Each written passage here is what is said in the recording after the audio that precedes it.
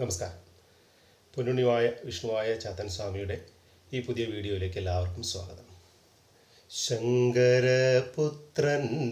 തൃപ്പാദ പങ്കജം ശങ്കയില്ലാതെ ഭജിച്ചുവെങ്കിൽ ഏതൊരാപത്തും അണയാതെ കാക്കുമാ Katalin കാതലാം Vishnumaya.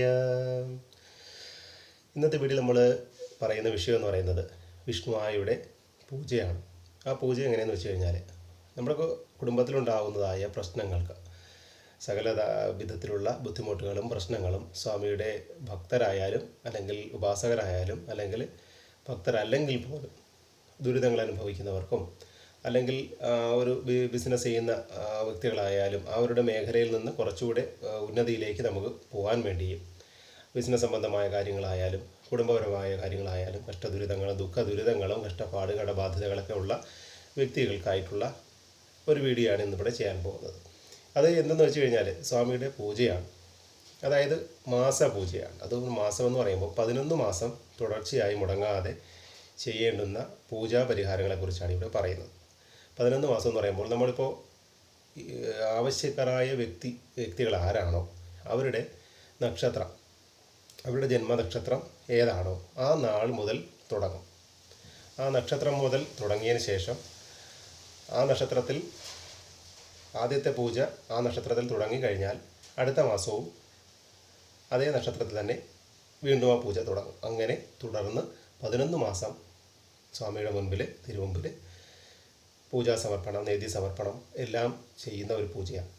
അതായത് സകല ദുഃഖ ദുരിതങ്ങൾക്കും ശമനം, ശാന്തി, മനസ്സമാധാനം, കുടുംബത്തിൽ ഐശ്വര്യം, ഐക്യം, സമ്പത്തിൽ വർധനവ്, ചെയ്തുകൊണ്ടിരിക്കുന്ന തൊഴിലിലുള്ള പുരോഗതി, ഇങ്ങനെയുള്ള സകല പ്രശ്നങ്ങൾക്കും പരിഹാരമായിട്ടാണ് ഈ ഒരു പൂജ പരിഹാരം ചെയ്യുന്നത്. 11 മാസമാണ്. 11 തവണ ഈ പൂജ ചെയ്യണമെന്നുള്ളതാണ് എൻ്റെ കണക്ക്. 11 മാസം പൂജ. അപ്പോൾ നമുക്ക് പല വിധത്തിലുള്ള ബുദ്ധിമുട്ടുണ്ടാവാം. അല്ലെങ്കിൽ സ്വാമിയെ ആരാധിക്കുന്നവരായിരിക്കാം, അല്ലെങ്കിൽ സ്വാമിയുടെ പ്രാർത്ഥന ചൊല്ലുന്നവരായിരിക്കാം, ചില ഉപാസകരായിരിക്കാം.